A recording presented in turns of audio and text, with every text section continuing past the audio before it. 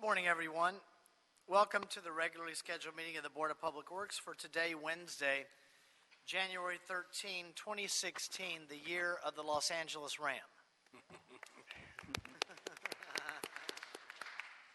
Commissioner Davis, James, Repenning, and Jacinto are present. President James, we have a quorum. May we start with Bureau introductions, please, starting with Bureau of Street Lighting. Good morning, Ruben Flamenco, Bureau of Street Lighting.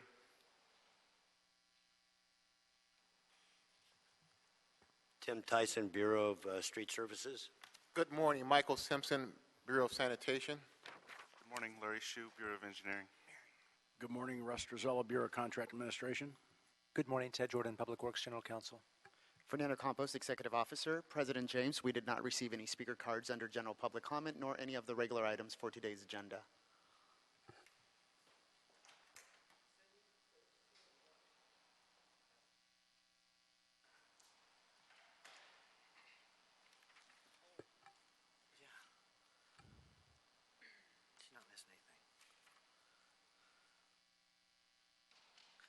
So, first of all, regarding agenda item number one, let's go ahead. Sorry, it's got lots of distractions. First of all, we have no speaker cards? That is correct, President. Okay, then we'll close general public comment. Thank you, Commissioner Jacinto. Let's go ahead and approve our meeting minutes from the meeting of Wednesday, December 16th, 2015. Is there a second to my motion to approve those meeting minutes by Commissioner Davis? Those meeting minutes will be approved. Agenda item number one, any objection on the meeting minutes? Without objection, those meeting minutes will be approved. Agenda item number one, the receipt of bids for two public works projects. The first in Council Districts 8, 9, and 15 for secondary sewer renewal program, Century Boulevard and Main Street. The estimate is $3,292,191. The second in Council District 11 for Temescal Canyon Park Stormwater Best Management Practices Phase 2.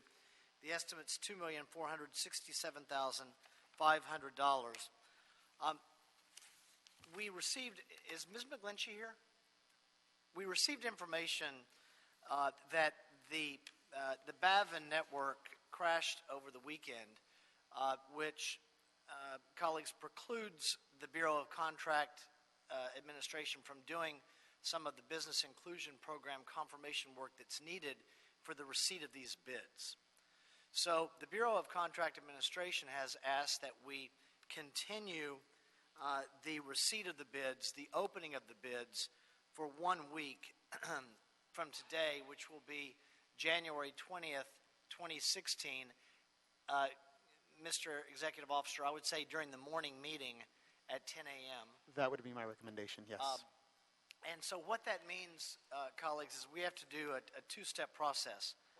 I just learned about the crashing of the Bavin network this morning. So what that means is we will need to take an action up on an emergency motion that our executive officer will walk us through to put on the agenda the moving of the bids from today until Wednesday. And then we'll vote on that. My instruction would be to the bidders that are here, my request would be that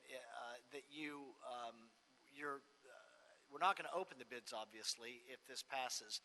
Your bid packages will be made available for you to take them back for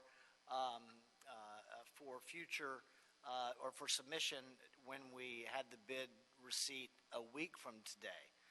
Mr. Jordan, is there a preference regarding whether the bid recipients retrieve their packages or leave them with us for the week?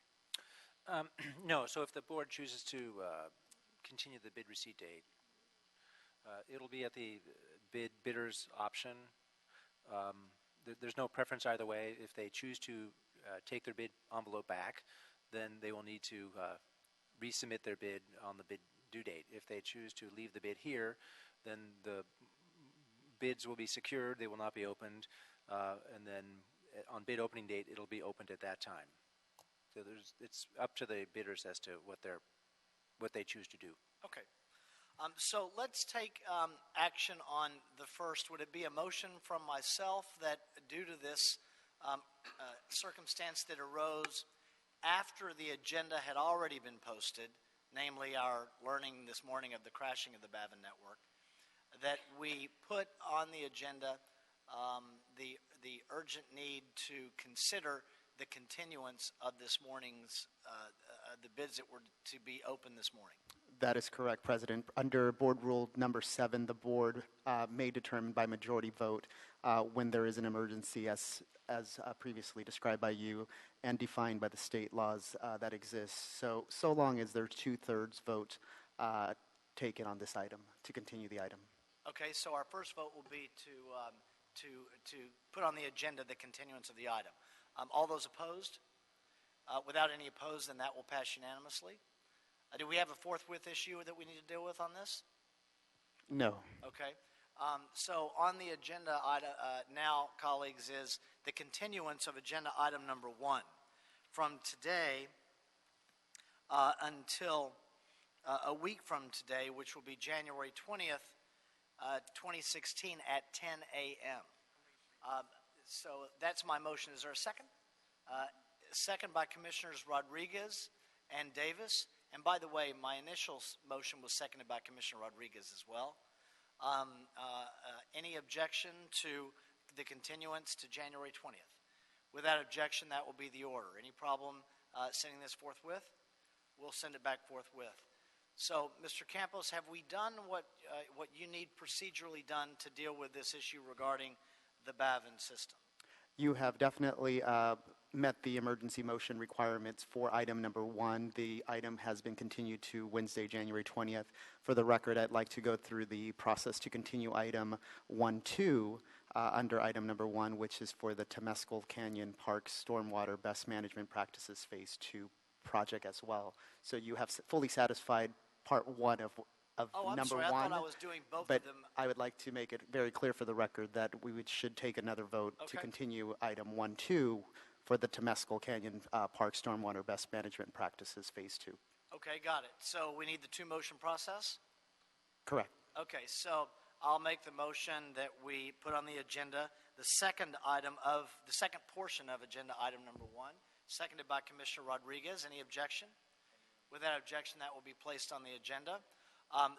Then again, a motion to continue the second portion of agenda item number 1 from today until January 20th, 2016 at 10 a.m., seconded by Commissioner Rodriguez. Any objection? Without objection, then that will be the order. Any problem with a forthwith on this? That'll be done forthwith. Thank you, Mr. Campos. Anything further on agenda item number 1? But just for the record, if any contractors are in the audience today or listening via audio tape, if you'd like to retrieve your bids, please see me after the meeting today, and we will make sure to get those bids back to you. Well, actually, can we not send them back with Ms. Carter right now so they don't have to wait for the meeting? Actually, that's a great idea. So if I can have Ms. Carter just stand on the side, and then you can approach Ms. Carter on the left-hand side and retrieve your contracts, or your bids, I'm sorry. Yeah. Mayor, Great suggestion. yeah, one question. Commissioner Rodriguez, one moment. Mr. Campos, Ms. Carter, one moment. Ms. Carter, how do we verify that in fact that the people retrieving the bid packets are in fact the okay, thank you. Okay, We there will go. log. Thank you. We'll both log in when we received them, and then we'll also log in when we check them out into who as well. Great, thank you. Good point. Mr. President, if I could make a further clarification based on a question from one of the bidders. What this means is we've continued the bid response date. If there is a firm that had not submitted a bid already this morning, they will be able to submit a bid next week. Yes, because the bids have not been opened. Because the bids have not been opened and we've continued the board's response. So, and then likewise, if there's a bidder that did submit a bid and they choose to pull their envelope back, they are not required to, turn in a new bid. So, just for clarification for anyone that may be listening. Great, thank you. First time that's happened in our tenure here. But thank you, Mr. Campos and Mr. Jordan, and everyone for your patience this morning. Moving to agenda items, and just to be clear, Mr. Campos, nothing else on agenda item number 1? That is correct. That clears item number 1. Thank you. Moving to agenda items 2 through 14. These are assessment hearings for council districts 2, 6, 14, and 4. Actually, it's 2, 6, and 4. In various parts of those council districts, assessment hearings for street lighting in various locations, all set for city council hearing date of January 20th, 2016. Ruben. Ruben Flamenco, Bureau of Street Lighting. Items 2, 9, and 14 pertain to lighting districts which we are creating in conjunction with private development projects. Item 3 pertains to a lighting district which we are creating in conjunction with the Sun Valley Phase 6 Community Development Block Grant Project, CDBG. For the record, the Sun Valley Phase 6 CDBG project consists of 4 lighting districts. Item 3 today, and the other 3 lighting districts were adopted by the board last week. Items 4 through 8 and items 10 through 13 pertain to lighting districts which we are creating in conjunction with the Van Nuys Community Development Block Grant Project.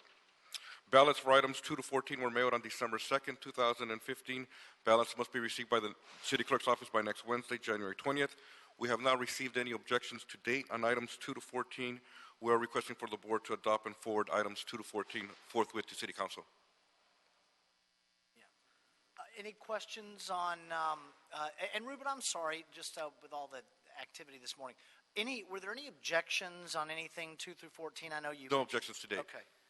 Is there a motion on 2 through 14 by Commissioner Rodriguez, seconded by Commissioners Jacinto and Davis? Any objection? Without objection, that'll be the order that we adopt those. Any problem forthwith?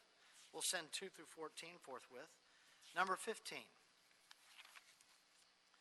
Bureau of Engineering recommending the board authorize the city engineer to sole source, negotiate a price agreement, and return to the board with a recommendation for a contract award with the E2020 Technology Incorporated to provide a bureau-wide program management and document control system for an amount not to exceed $2 million for a period of 5 years without contingency. Mr. Cirillo.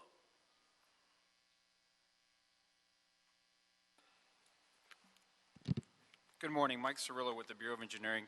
The Bureau currently uses E2020 as a document control system for cloud-based management of documentation. So what that means is we're able to process documents paperless through the internet. For example, change orders get routed through the system without actually hard signing copies, correspondence, design documentation. And we've been using this system since about 2003 when the Fire Bond program first got the software and went through an exhaustive process of evaluating various platforms and selected E2020 as the best platform at that time. Since 2003, a number of other programs have signed on to E2020 in sort of a piecemeal fashion. So in the board report, you see a table of 8 programs that currently use E2020, and the Bureau is currently paying about $330,000 per year for these 8 programs. What we'd like to do is expand this platform throughout the entire Bureau, make it a Bureau-wide platform, so everybody is on the same system. This will help us in the event of an audit, so we're a very standardized system. That was my first point. I can read an audit finding right now indicating that there's no centralized yes, document and control this is system. a solution for that. These 8 programs currently manage about $2 billion worth of work and about 350 projects.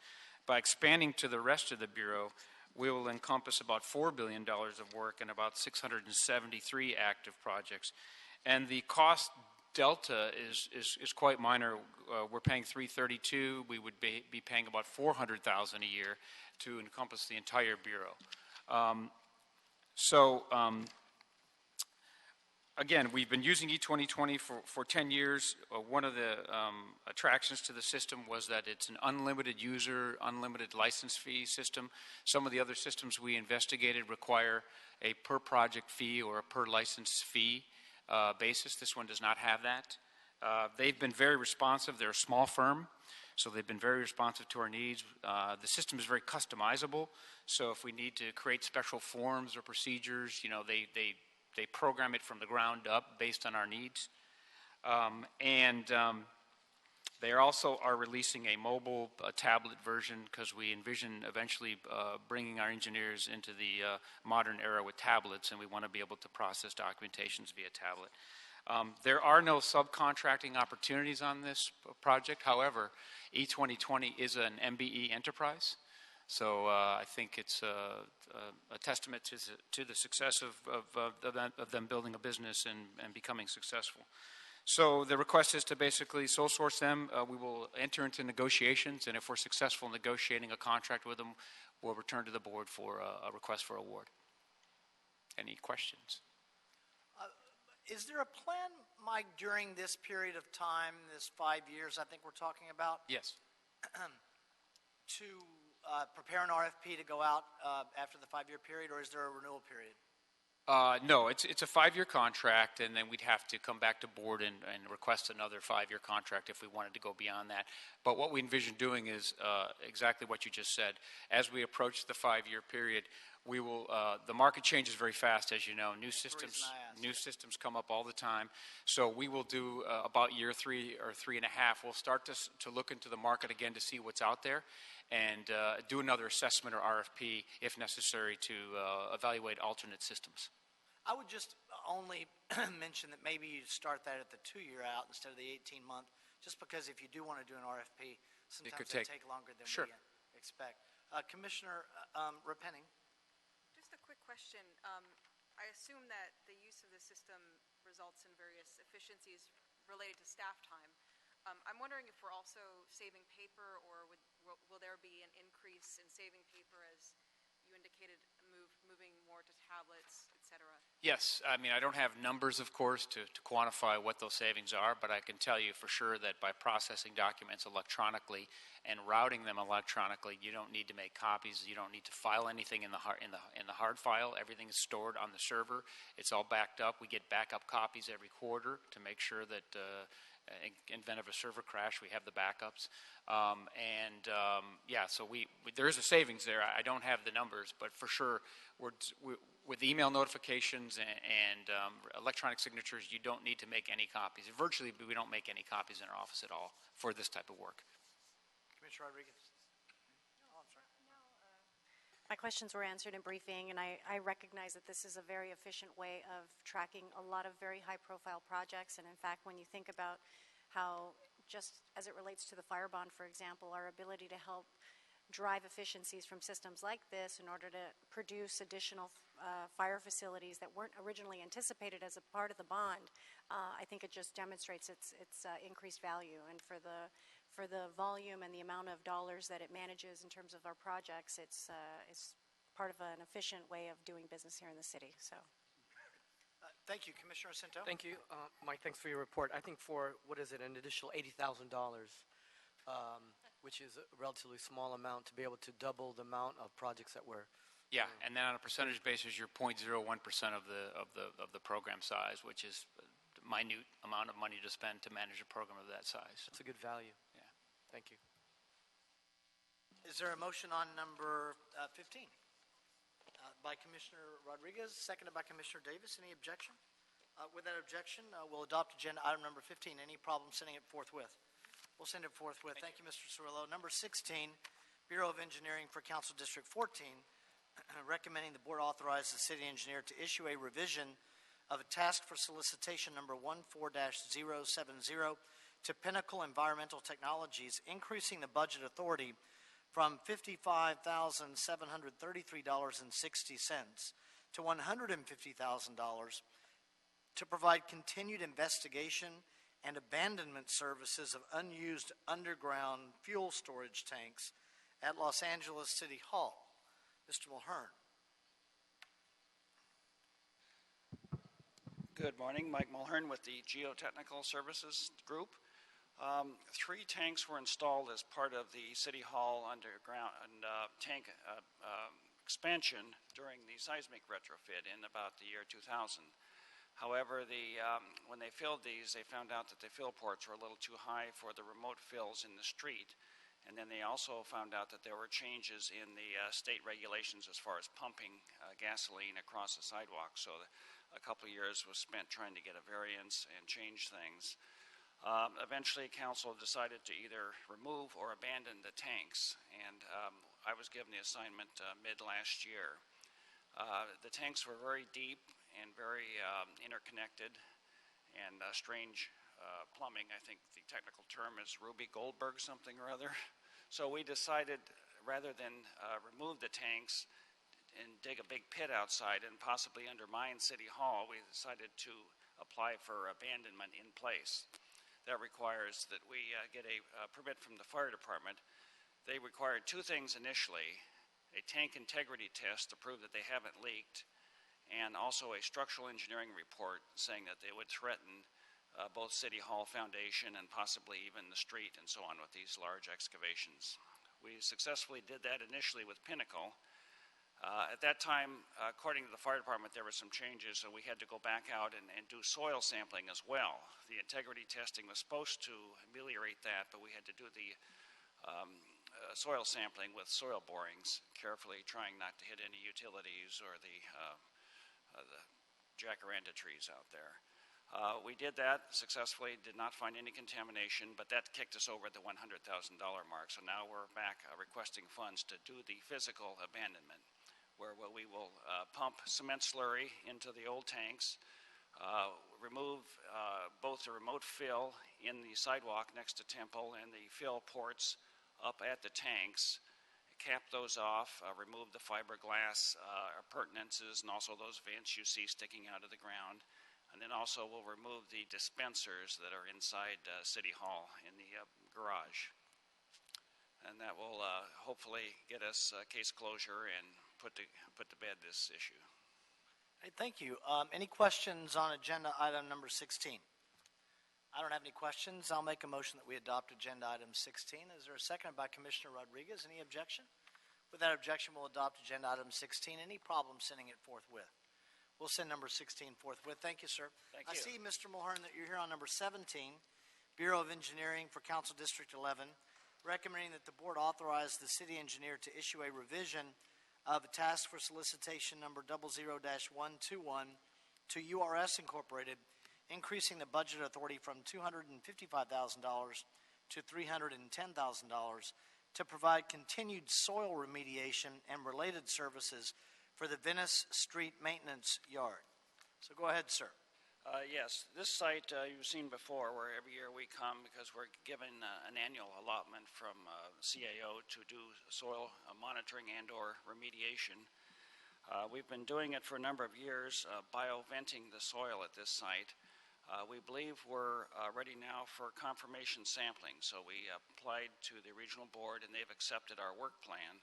So we're going to advance 9 borings to about 25 feet and confirm that we have indeed cleaned this up to state standards. So if this is successful, then we'll get case closure at this site. If not, then I'll have to come back and ask for further maintenance of the remediation system and further monitoring. Any questions regarding agenda item number 17? Okay, is there a motion on 17? Commissioner Cento, seconded by Commissioner Davis and Rodriguez. Any objection? With that objection, we'll adopt agenda item number 17. We can send it back forthwith. Thank you, Mr. Mulhern. Thank you. Agenda item number 18, Bureau of Engineering for Council District 5, recommending the board authorize the city engineer to utilize the construction services contract and issue task work orders to the contractor for an amount not to exceed $300,000 in connection with the Terminal Island Water Reclamation Plant Distributed Control System Server Room Project. Mr. Bazzi. Good morning, sir. Good morning. Al Bazzi, Bureau of Engineering, Environmental Engineering Division. As you all know, LA San is currently working on the design for the DCS migration project under the LA Winds contract. A small part of this big project is building a server room. The server room is the heart of the DCS system hardware. That's what's going to house. It was recently identified by LA San as the design was progressing and field verifications being made that the original location where the server room was going to be placed is no longer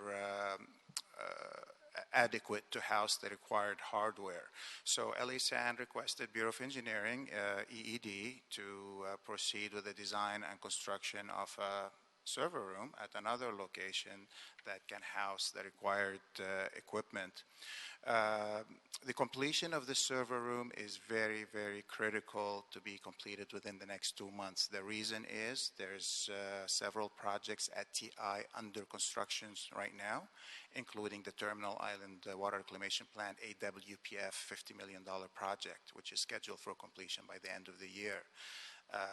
The DCS system for that is going to be connected to that server room that we're building. Honeywell is not in the business of putting metal studs and drywall and painting and all that. So it was decided that the best vehicle to deliver this is use Cisco contract. It will be the most expedited method and the most economical. The not to exceed amount is $300,000. EED is currently finalizing the design. Actually, we're getting permits with building and safety. And as soon as the board approves this, we will proceed immediately. And Al, you guys are comfortable that $300,000 will get it done?